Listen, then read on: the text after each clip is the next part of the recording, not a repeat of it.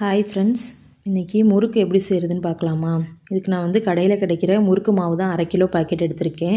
இதுக்கு ஒரு கைப்பிடி பொட்டுக்கல்லையை மிக்சியில் நல்லா பவுட்ரு பண்ணிவிட்டு வந்துடலாம். இப்போ அரைச்ச பவுட்ரை இதோடு சேர்த்துக்கோங்க.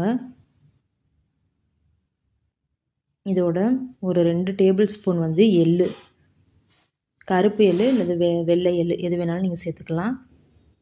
இதோட கொஞ்சம் வெண்ணெய் சேர்த்துக்கோங்க. வெண்ணெய் சேர்த்து செய்யும்போது முறுக்கு நல்லா சாஃப்டாக இருக்கும். ஒரு 2 டேபிள் ஸ்பூன் வெண்ணெய் சேர்த்து இதில் கொஞ்சம் பெருங்காயத்தூளும் சேர்த்துக்கோங்க. நான் மிஸ் பண்ணிட்டேன். இதோட கொஞ்சம் உப்பு தூள் சேர்த்துக்கோங்க.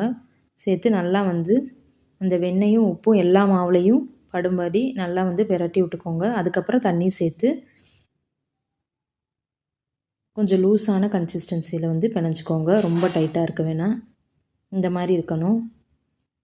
கையில் கொஞ்சம் எண்ணெயை தேய்ச்சிட்டு முறுக்கச்சில் வச்சு நம்ம எப்பயும் போல் புழிஞ்சிடலாம்.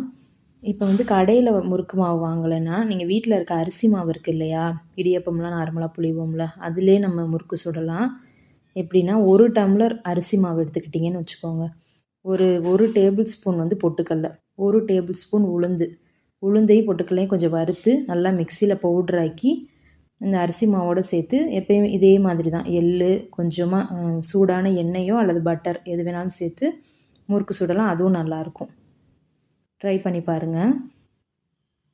சரி, பசங்களும் வீட்டில் இருக்காங்க, ஸ்நாக்ஸுக்கும் எதுவுமே இல்லையா, சரி இதை செஞ்சு கொடுப்போம். ரொம்ப நாள் ஆச்சு இந்த முறுக்கு மாவும் வாங்கி, தீபாவளி அப்போ வாங்கினது.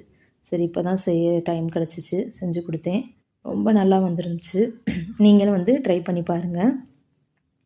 என்னோடய வீடியோஸ் பிடிச்சிருந்துச்சுன்னா லைக் பண்ணுங்கள், சப்ஸ்கிரைப் பண்ணிவிட்டு பாருங்கள்.